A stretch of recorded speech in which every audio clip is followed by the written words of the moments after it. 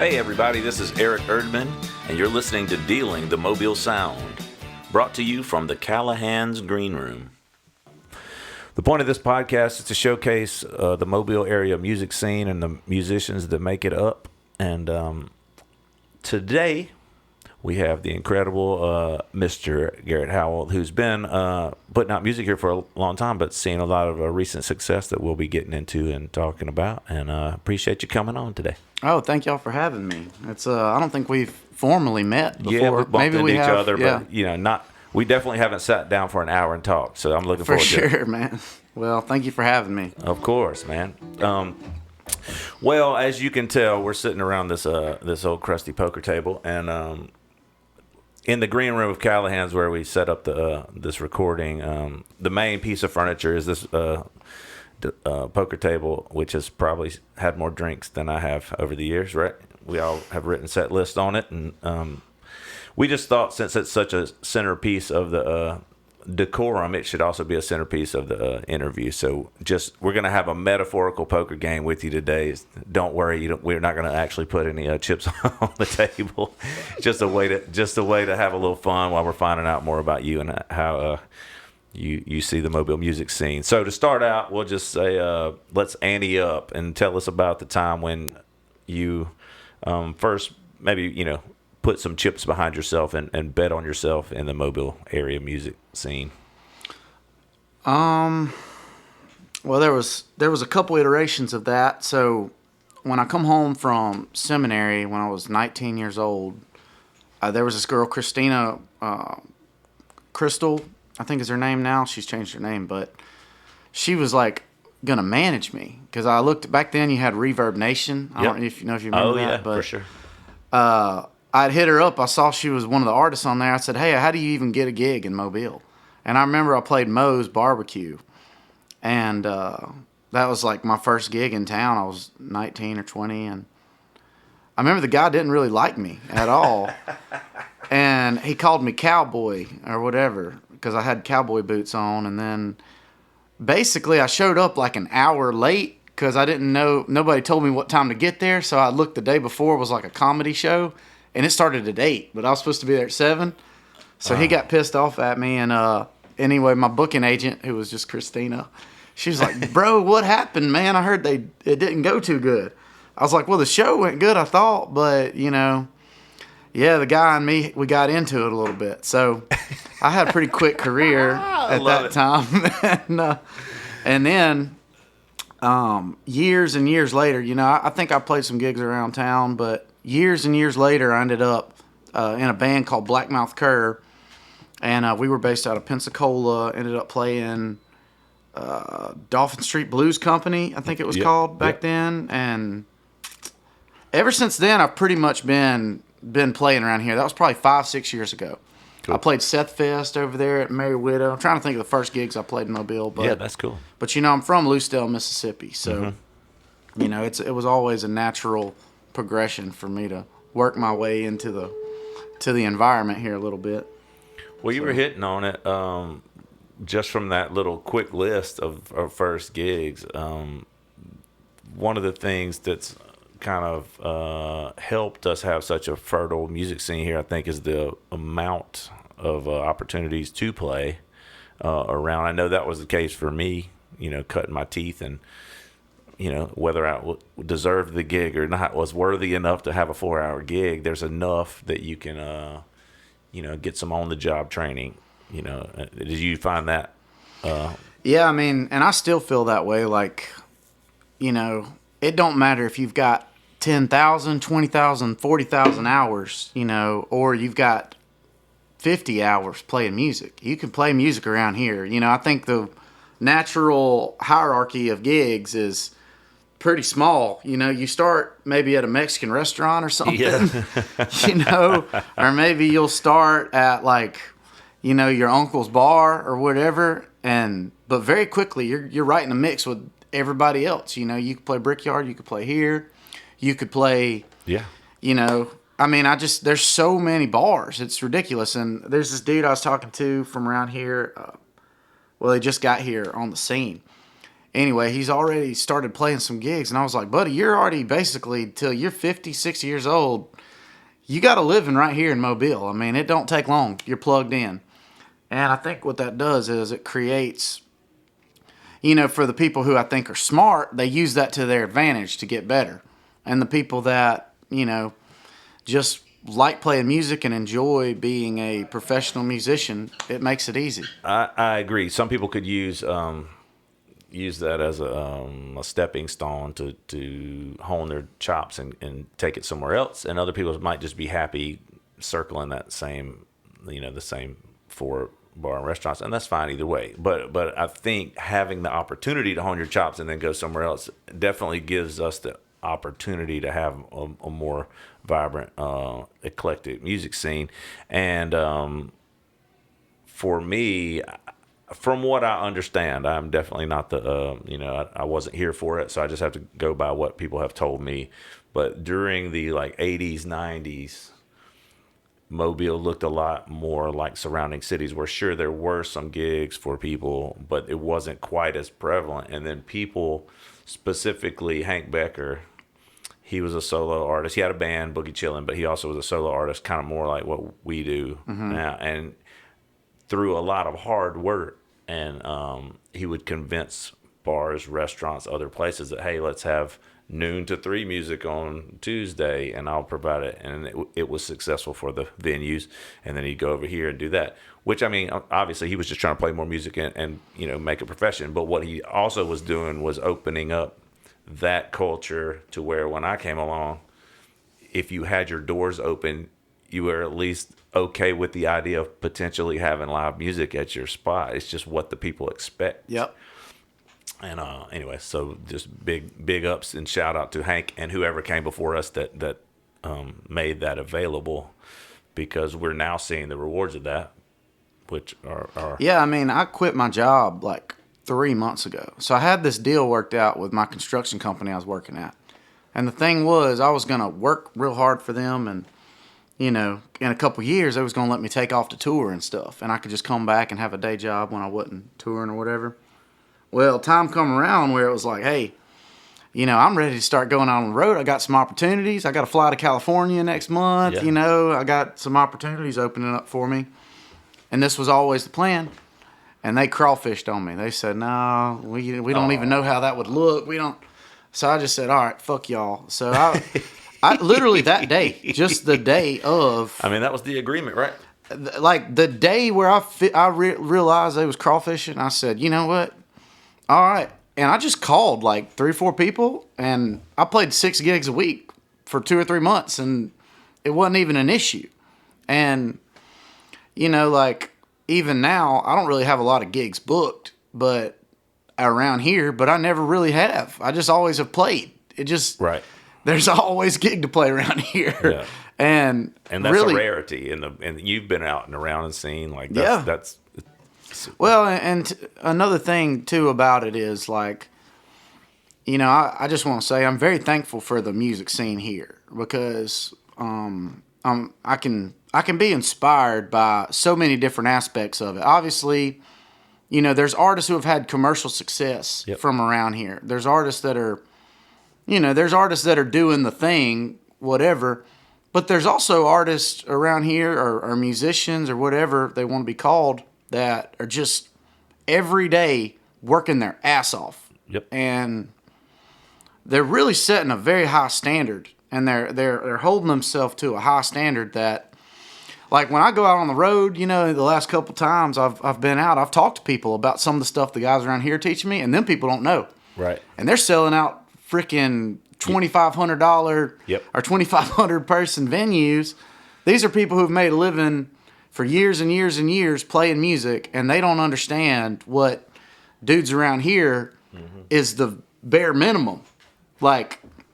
So I will say that, I think being around here and really pushing myself to kind of feel like I belong in this area, I've always felt like a songwriter, but really just the musicianship, of what's around here. It's a beautiful thing. It's not, you don't have that everywhere. I agree totally. And as far as who's responsible for that, I don't know, but I'm thankful for it. Me too. And I think again, this is just me armchair quarterbacking. I don't know this to be a fact, but from what I understand is back in the 70s, more national, international touring acts would come and play the Civic Center, but there was some kind of real shady dealing where the person was skimming money from. I know everybody hears that legend around here. That's what I think happened. But what that means is then you build up New Orleans and Pensacola more, so people of that ilk skip over Mobile. Yep. So that leaves a void where there's still a decent sized city here where people love music. A lot of blue collar dock working people that like get off work, they want to go hear music. Well, now that you don't have music, somebody's got to fill that hole, also leading to there being more venues that have more acts. It unfortunately also means there's more venues that expect you to play for 4 hours, because now you need to be a jukebox that plays all of the artists that don't come through Mobile that you would normally buy a ticket to because they're not coming through here. But what the benefit of that is it gives you the chops from all those genres. So like you're saying, if you work in this music scene, yes, you can make a living and book 6 gigs at the drop of a dime. Yeah. But in order to hold those gigs, you better learn quickly how to play a little bit of rock and roll, a little bit of folk, a little bit of blues, a little bit of jazz. And I think over the generations, we all gain vocabulary from. Well, I mean, and that's the same way with almost every genre. Like I went and saw Sam Bush. Do you know him? He's a mandolin player. Phenomenal. Yeah, he's incredible. Every time you see a viral video, either Tony Rice or, Doc Watson or whatever, he's there. But, him and his buddies, they're playing the same old bluegrass music that they've always been playing. They're playing the John Hartford tunes.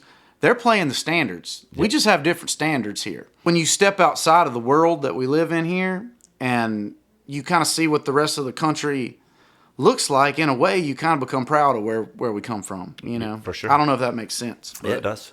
And you're talking about being on the road, and I've noticed that you've had some pretty big gigs here recently. You want to tell us what's been going on with it?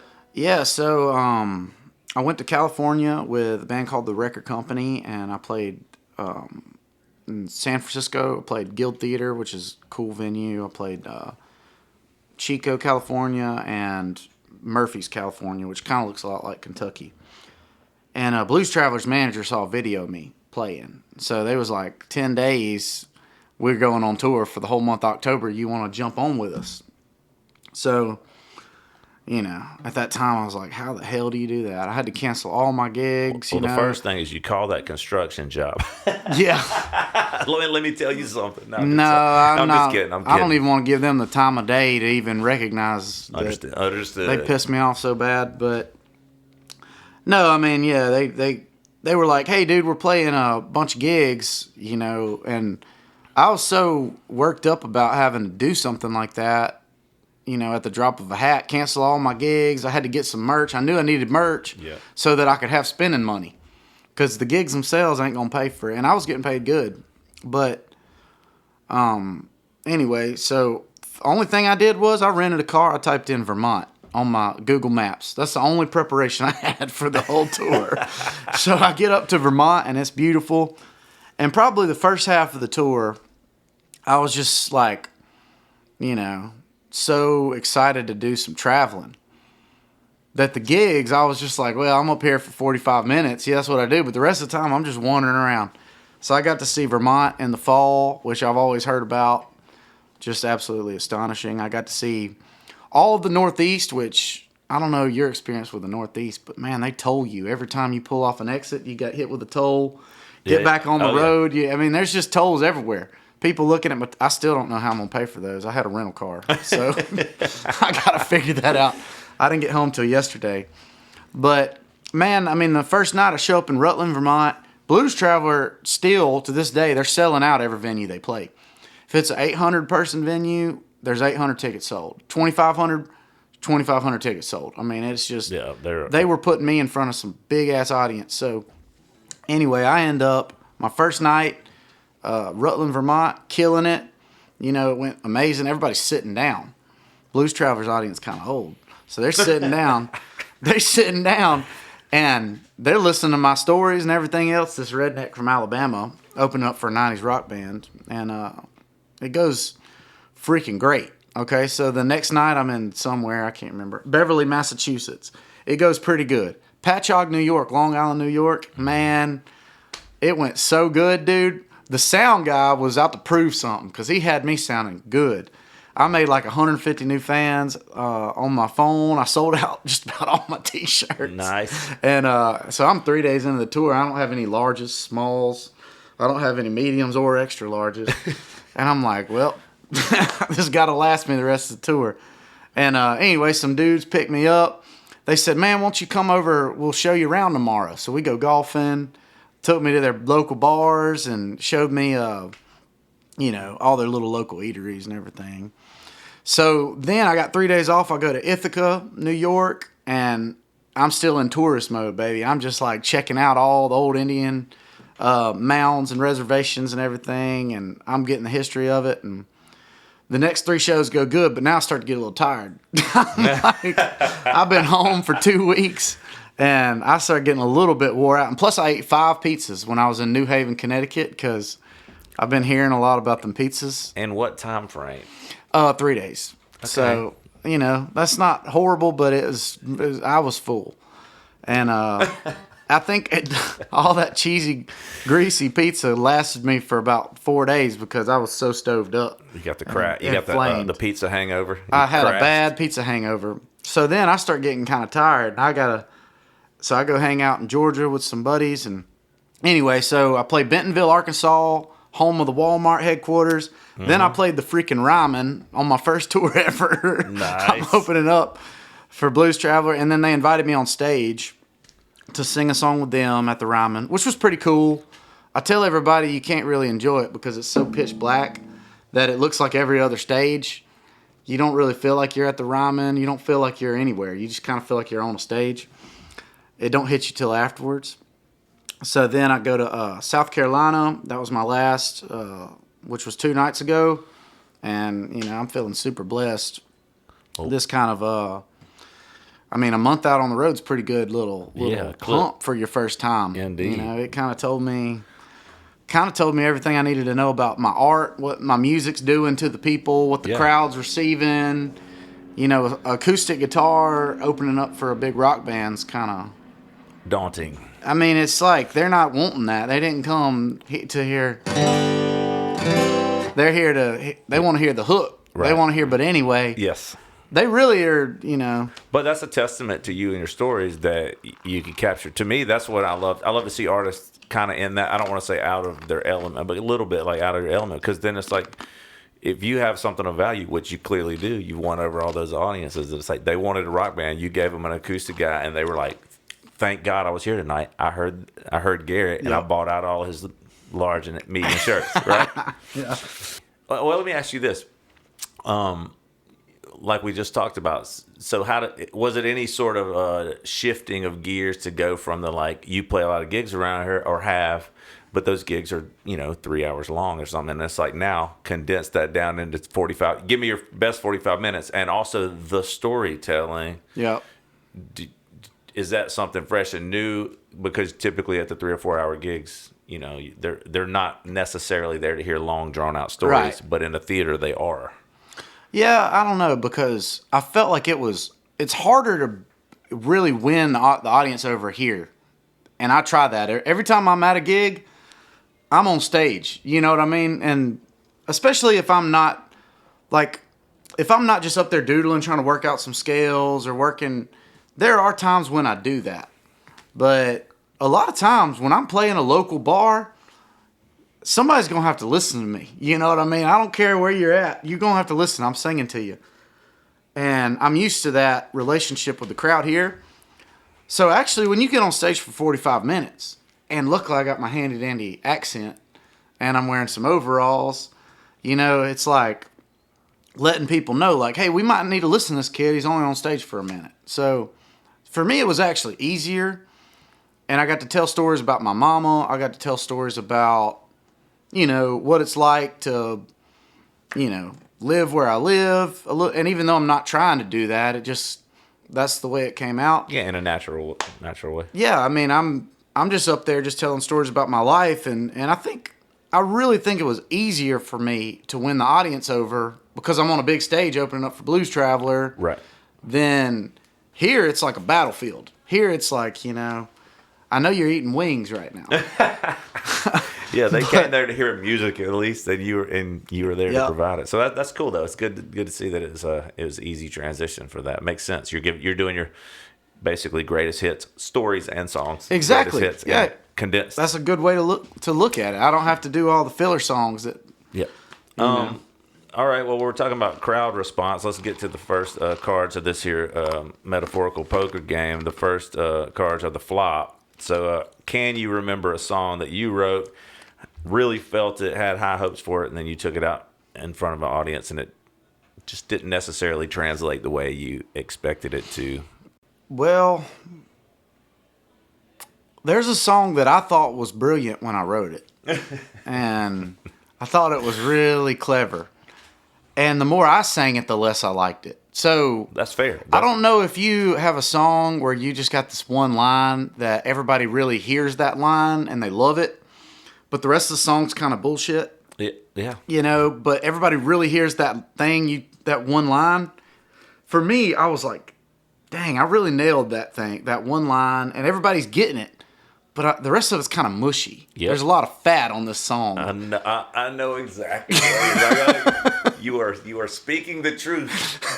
And I've got a song that always goes over super well. I call it the song, it's about a youth pastor turned into a cocaine dealer.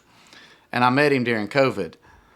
And, I thought that was a really clever, and it's a good story. It shocks people when I say it. And the tag is like, I don't feel no pain except for the cocaine.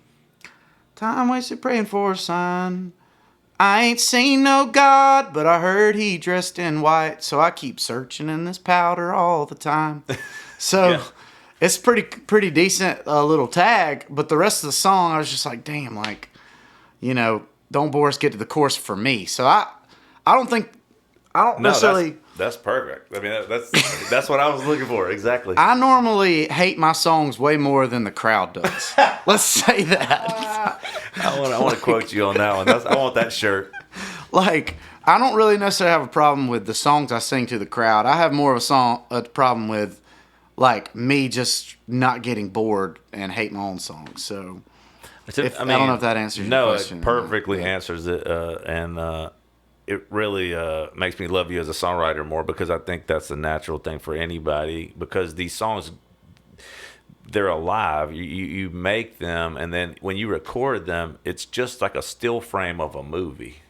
Like the action of the song is still growing and moving. That was where it was at in the time capsule Right. when you went in the studio. So 6 months later, sometimes, I don't know about you, but I know usually most of us will go back and listen to the recording, because we don't sit in our car listening to our own recording all the time. Right. We play it every night, and then you hear it and you go, oh, I forgot that we did that after the solo, because it was growing at the moment you put it down.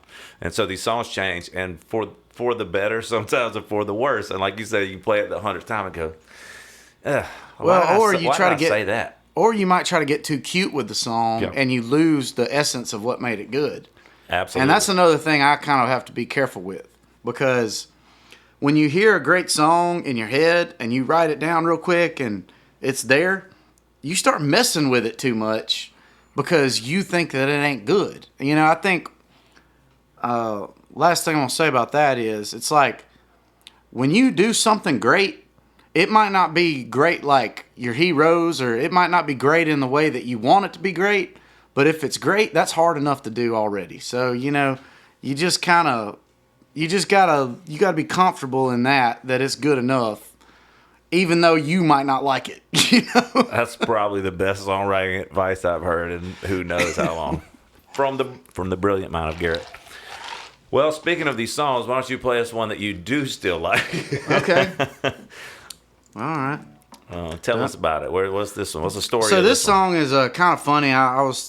Miss Lynn had asked me to prepare one, and I was thinking it was kind of ironic that we were in this green room, because this song I wrote the next day after I played here. I was single probably 2 years ago, and every time I try to get talking to a girl, my buddy, who had all the girls, by the way, he would always try to, like, every time I got on stage, he'd try to talk to the girl I was talking to. And I was opening up for, I think, Myron Elkins. And I look out in the crowd, and I can't even focus on my storytelling because I'm like, why is my girl giggling so much talking to my buddy? And I realized what happened was he was like, yeah, he had told me before, he's like, Garrett, I got these boots in my closet. You should wear them. I'll never wear them. And this hat, this is your hat. You should wear it. And then he was telling the girl, yeah, how to dress Garrett. He don't have his own clothes.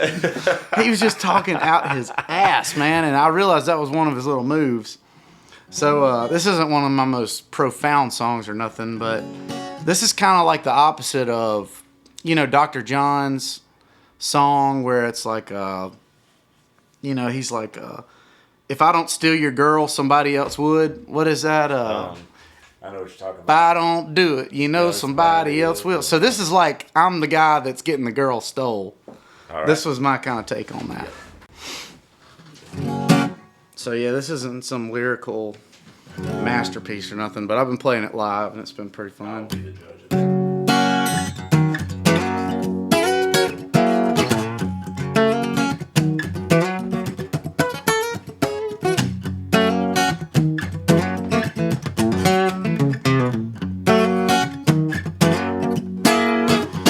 My buddy don't drink whiskey, needs all of his senses. Hunter and a killer better hide all of your women. He don't mean nothing by it, just don't have peace of mind until you're eating up all of his lies. I'm talking about my friend, my very best friend. He didn't steal my girl, she was just never mine to begin with.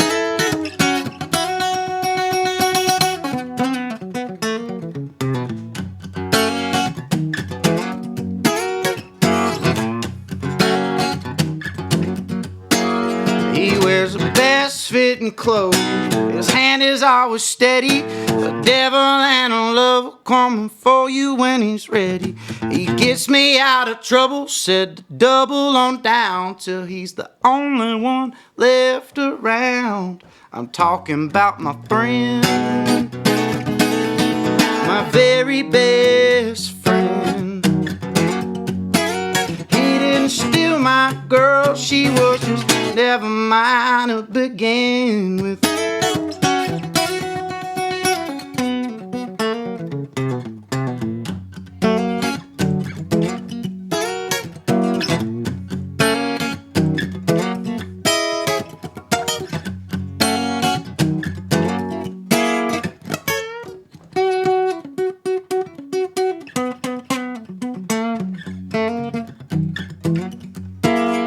I can borrow his boots, but can't borrow his style. Teach me his ways, but can't teach me his smile. My brother till the end, and with a cockeyed grin, he said he's gonna see my lady again. I'm talking about my friend, my very best friend. He didn't steal my girl, she was just never mine to begin with. He didn't steal my girl, she was just never mine to begin with.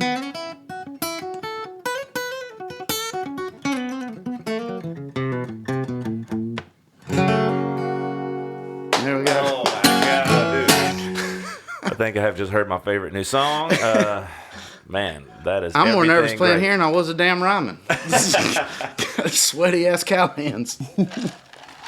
Dude, there's so much to say about that. First of all, I don't care what you say about how simple the lyrics are. There's a lot of depth in that, and it's a brilliant story.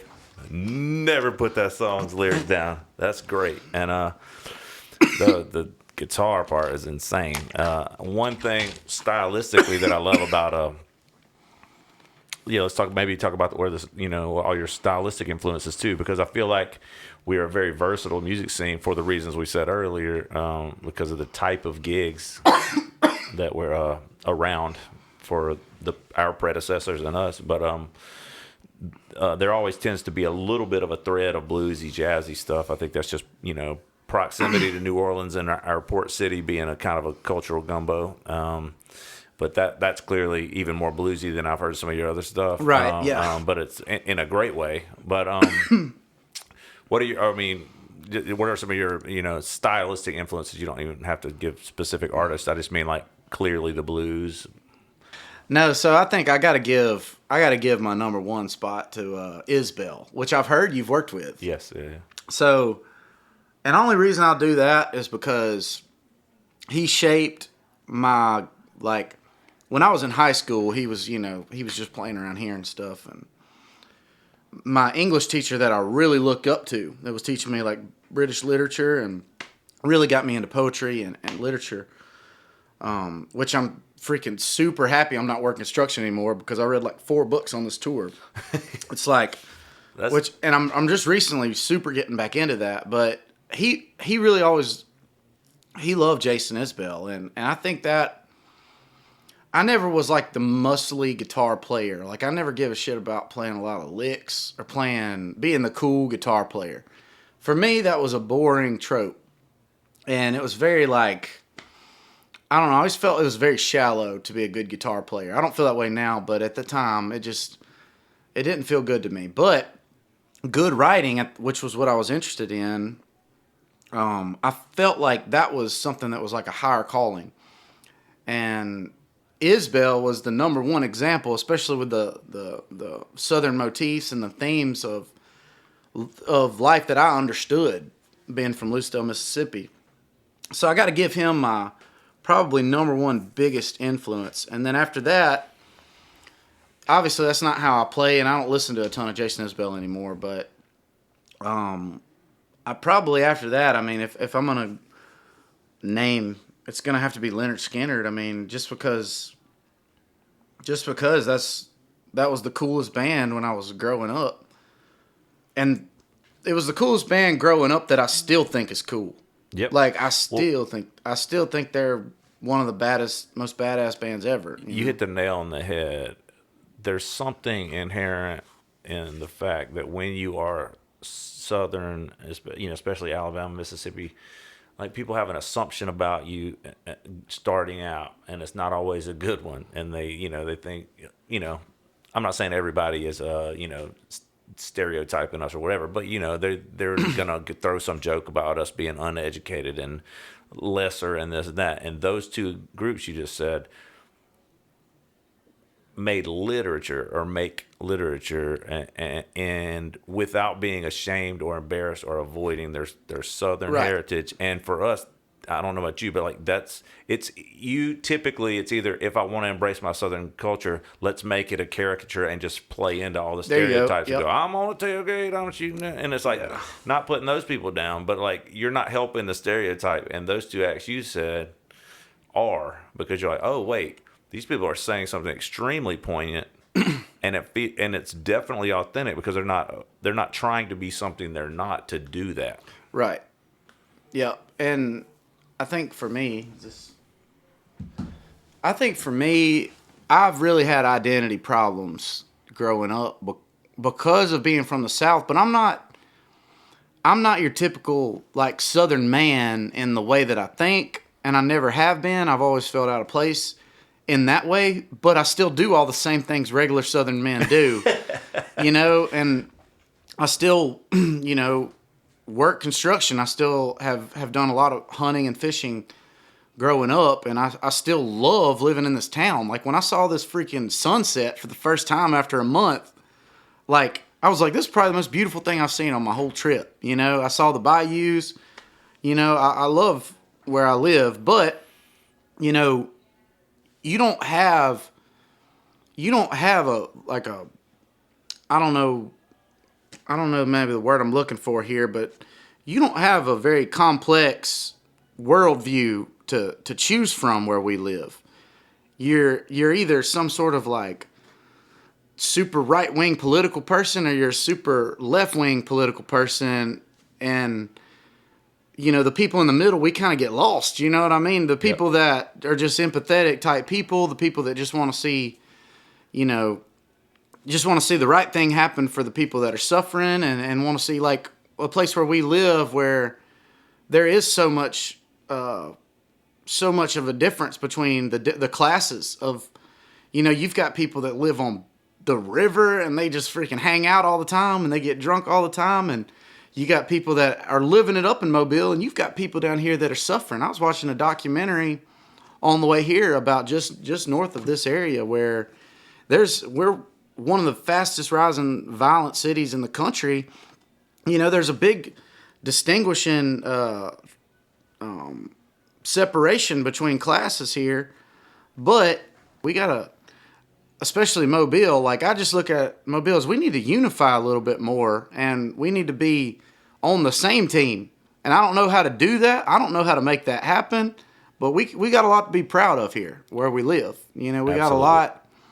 We got a lot that the rest of the country probably wishes they had. Yep. And that even goes back to what we were talking about in the beginning. But I feel like when I go out of town, in some ways, you do kind of feel like you're on the defense about how you look at the world. Because it's like, no, I don't look at the world like you think I do, because the news told you that.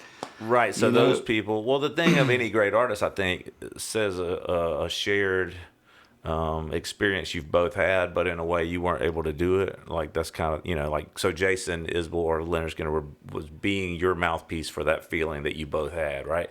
And so I think you're in a unique position going out to Ithaca, New York, or wherever, but when you walk in, they expect you to say one thing, and you're like, well, wait, hear me first. Yeah. And it's like you're going to open more people's mind to what is possible from a Southern man than somebody who's already just acting like they expect it. Well, perfect example, like Jason Isbell's one, but Leonard Skinner, I played Curtis Lowe every night of the tour because that's my mama's favorite song. Yep. But that's a song about, that's the least racist song from a band that a lot of people think is racist. Yep.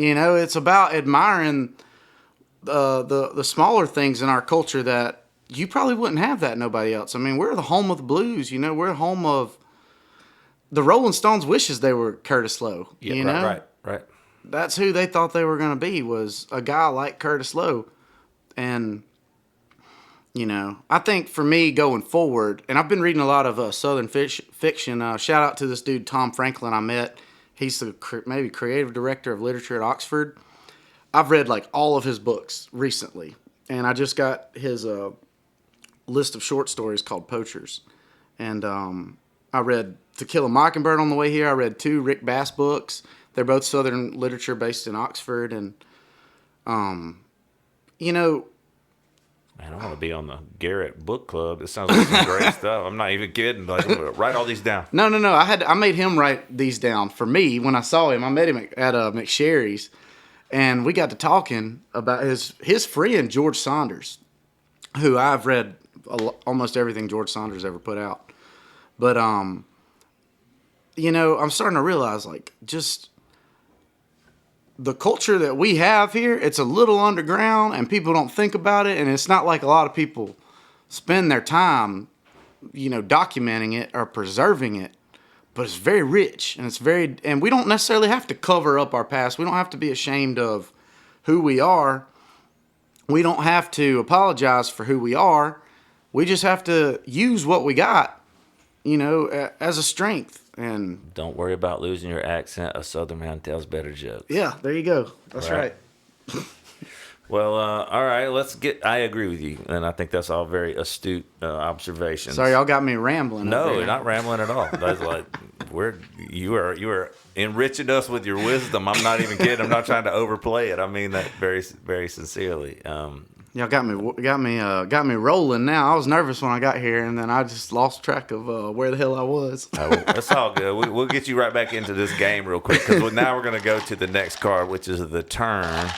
And I know you mentioned the construction job and all that, but what can you remember the time when you feel like music maybe turned from being like a hobby or something you could just go make $100 at here or there to something that you're like, oh, there's enough of it and enough work that I feel like I might be able to pursue this more professionally? Yeah, I mean, for me, I'm more motivated by making the music than I am by playing the music. You know, I don't care as much about playing. I like jamming on stage with my buddies because that's fun. You know, that's a good time. I don't care if it's like I played backstage with the merch girl for Blues Traveler. She brought her daughter backstage and wanted me to give some guitar lessons. I had just as much fun jamming with her, and she only knew 2 chords, as I do playing with, you know, the dudes around here. I really like that aspect of it, just the back and forth, the community. But as far as when I was younger and deciding I wanted to do this, it was always motivated by, you know, I want to create. I want to create things that make an impact on other people, just like the songs that I listen to make an impact on me. And I feel like that's always been my motivating factor. So I'm 31 years old now, and I've been very slow to become an artist for a living or become a musician for a living because I've never cared about the money. I've never cared about making a living doing it. And still I'm struggling with that because I don't want to do the things that I'm supposed to do to make a living doing this. I just want to get right to the good stuff, which is making the music. But ladies and gentlemen, welcome my new favorite artist in the world. No, I mean, I'm being silly, but I mean, I'm serious. Like that just says everything that you need to know about an artist. You're doing it for the real reason, not trying to just pat you on the back because you're here. I mean, that's so refreshing where it's like, do I want you reading a book so you have input into your mind so you can come up with more beautiful lyrics like that, or do I want you spending that time creating content to have a 6-second TikTok video nobody watches? And I'm not trying to bash on it. I'm not trying to hate on it. And that takes a lot more time than you think. But as a fan of music, I want you with a pen in your hand or a book in your hand so that we get more genius things out of you. So I'm on your side on that.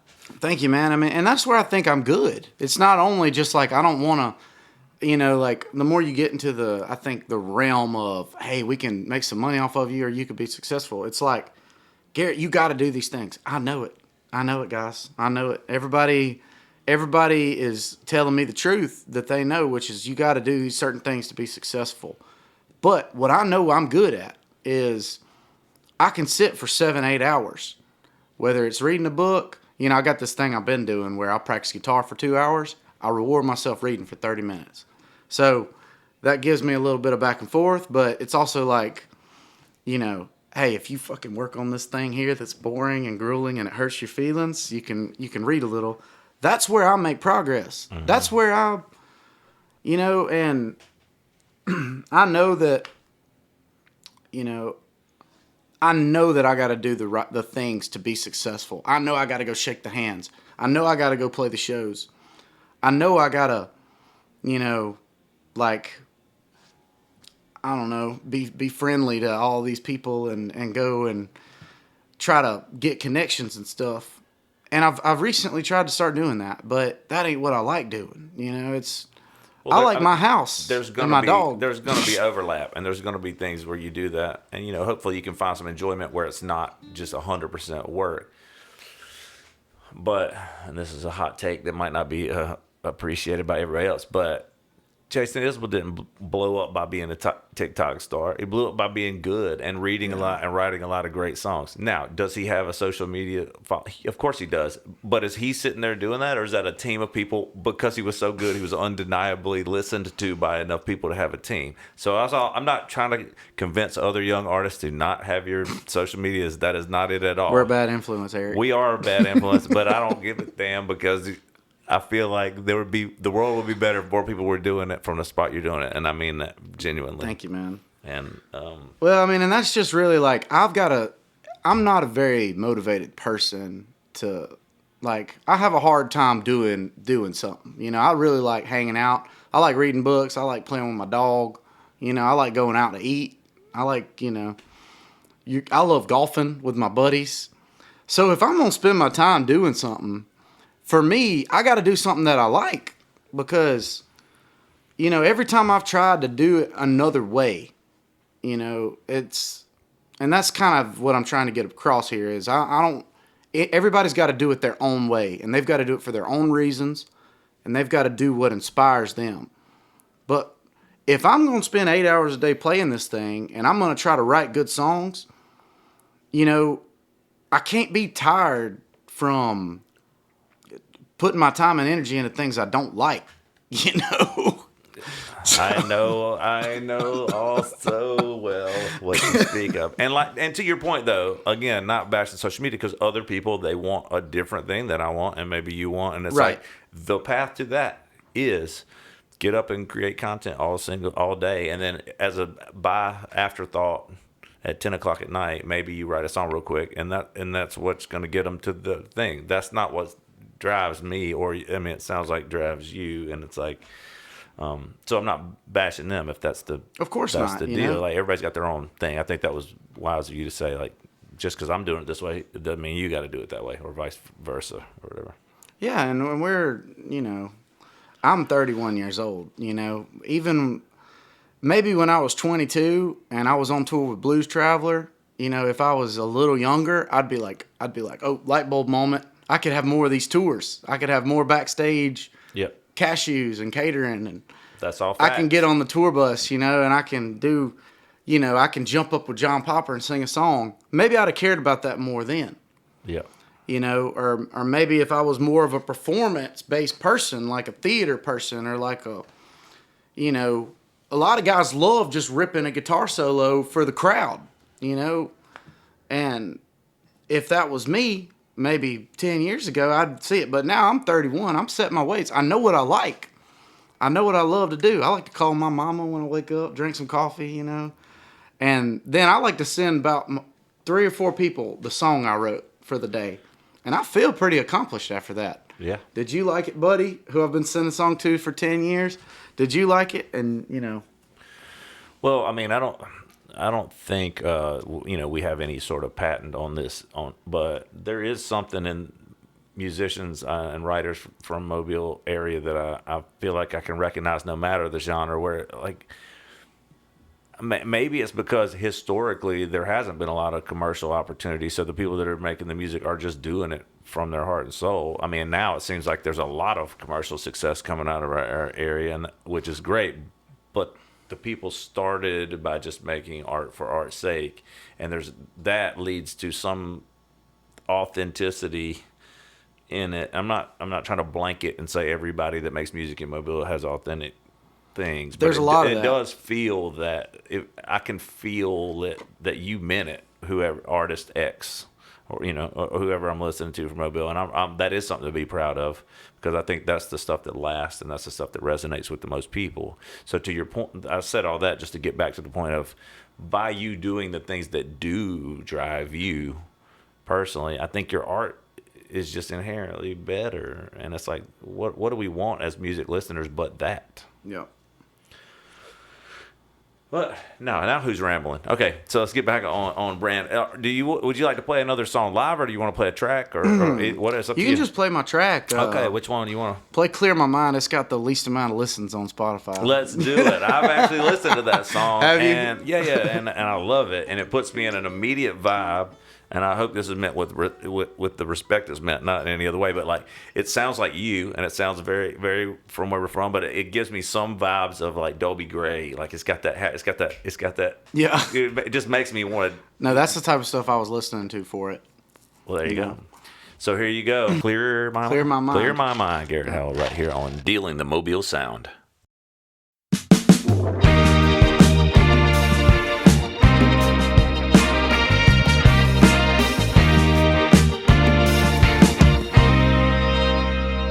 I'm feeling dumb for the time I let it go on.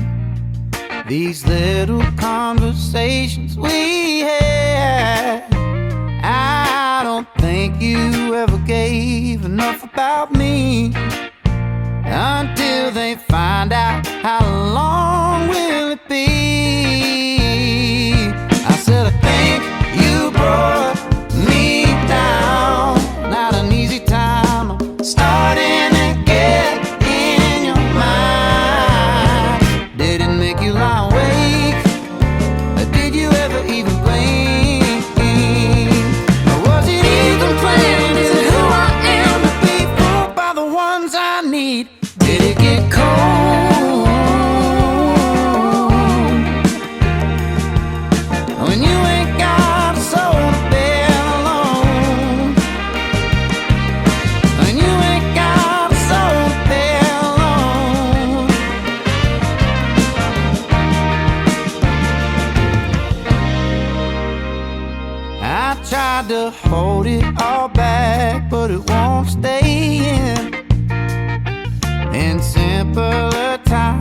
I'll be calling you. If my heart wasn't so weak, you wouldn't walk all over me. And next time I'll know what to do. I said I think you brought me down, not an easy time, starting to get in your mind. Did it make you lie awake? Or did you ever even blink? Was it even planned? Is it who I am to be fooled by the ones I need? Did it get cold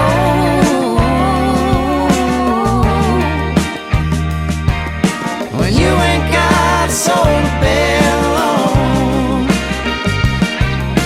When you ain't got a soul to belong.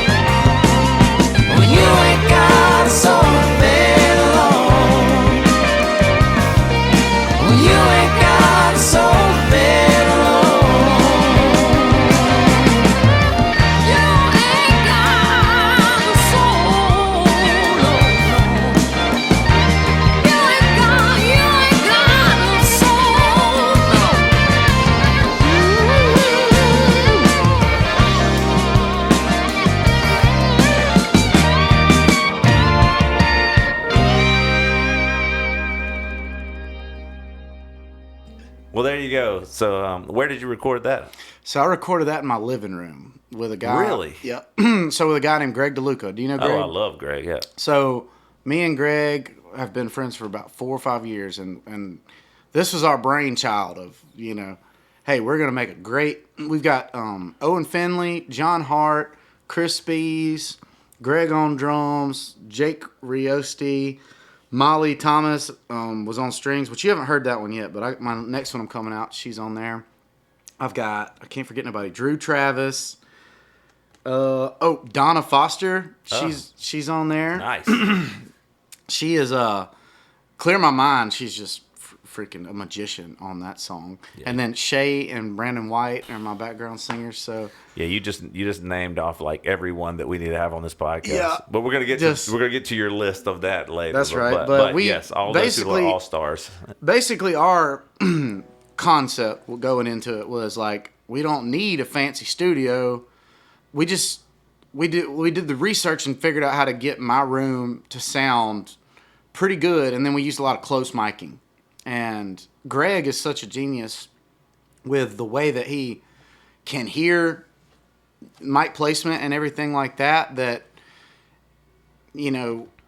he's got an interface that is really, I mean, it might not be the Dolphin Street sound or the hot rodded preamps, but it's very high quality, man. And he's a great editor. And we were just in the room. We practiced one time, and then we did it all in one take. Wow. Yeah, we not in one take at one time. We did it. It took 3 takes. Yeah, but still. Yeah, and we wanted to play everybody at the same time. We wanted the bass and the drums to be locked in together with a human feel, not automated, not all post done or anything like that. The guitar, we did overdub a few guitars, but most of the guitars were done. The rhythm guitars while the band was playing. Drew Travis, we recorded him. He had a Leslie cab in my bedroom that we routed around. And and that was kind of our credo, is like, no, if we spend the time to figure out like our miking situation, and we go into this with good idea of our parts. That way everybody's not playing the whole time. We're playing at certain parts. If we go into that, we can make great music. And we sent it to Trina Shoemaker. You know her. Of course. And she was like, hell, I love the music. I'd be happy to work, which we didn't think we were going to get Trina. She was our first choice. And at this point, you know, I'm looking at spending a pretty good bit of money. So I was thinking like I could pretty much have whoever I want do it. And Trina was like, I've listened to Charlie Crockett's records that she's done. You know, I've listened to, you know, the stuff she's been doing recently. And Man from Waco was really the one that made me, because I love the way she did his voice. Oh, yeah, Trina's a legendary she's mixing insane. engineer. She's absolutely insane. And we hope to have her on this podcast at some point. She's queued up to be. Really? Yes. That is awesome. So, just another example of local genius. You know? Indeed. You know, but so it was just it was a dream scenario for me to work with all these people that I really admired, and not to mention, I didn't want anybody else in the whole world to work on my music. It ain't like I was thinking like, yeah, oh, if I could have these other people, I would do that. It was like, no, if I could make my record, it's going to be with these guys. So, you know, I felt like at that time that if I want to make a Mobile sounding record, or if I want to make something that's true to who I am and my identity, I'm going to use people that are masters of the sound. And they knocked it out the park, you know? That's so brilliant as well. You like perfectly are answering all the questions. These,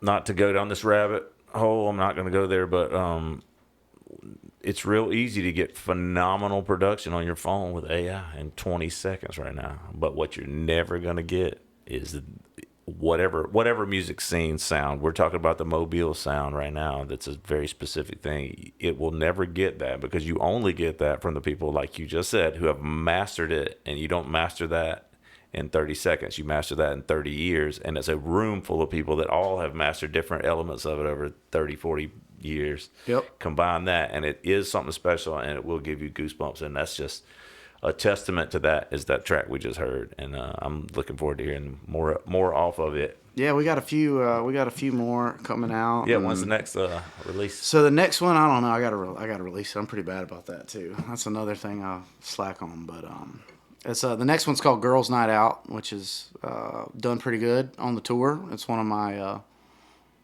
my more proud of. It's one of my songs I'm a little more proud of, so I need to go ahead and actually release that now. Okay. I'm just too lazy. Well, you know, 2 hours of a guitar, 30 minutes of reading, release a track. 5 minutes of 5 clicking. minutes of a click, and then back. Don't get off on it too bad, but like, you know, for the rest of us, maybe give us that 5 minutes. Yeah. every so often. But all right, well, let's take it to the next card in our poker game. It's the river, and you have to take this imaginary trip to the river, whatever your honey hole is for you to go fishing, and you got to bring somebody with you, and that could either be, you know, somebody who's great at fishing, or it could be somebody you just want to bring so that when you're done with it and y'all go tell the story or write the song about it, it's a little more interesting. Okay. Just anybody in the world? Anybody, whatever. There's no rules. Well, right now I want to take Tom Franklin fishing, because when I met him, I was playing McSherry's, and he kind of had this like professor look to him. He had the professor curly fro, gray hair with the big beard, and he looked like he'd been kind of like electrocuted. And you know, I never get to talk about the books I read with anybody. Literally nobody I know reads books. So, I mean, I've been years like this. So I don't spend a lot of time, you know, worrying about like the conversations I'm going to have about it. And I meet this guy, and he's the magnum opus of like writers. He's best friends with my favorite author I was reading at the time, George Saunders. Good friends with him, and you know, we talked a little bit, but I didn't realize he was like the man. That's like being like, yeah, I play a little slide guitar, and talking a little bit with Derek Trucks. Yeah.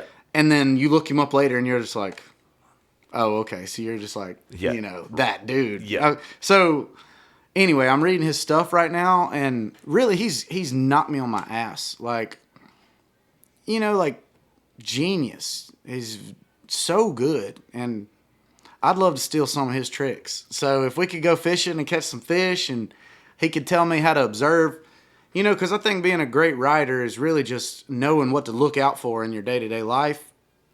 And I've got certain things that I look out for that I kind of make mental notes of for my own writing.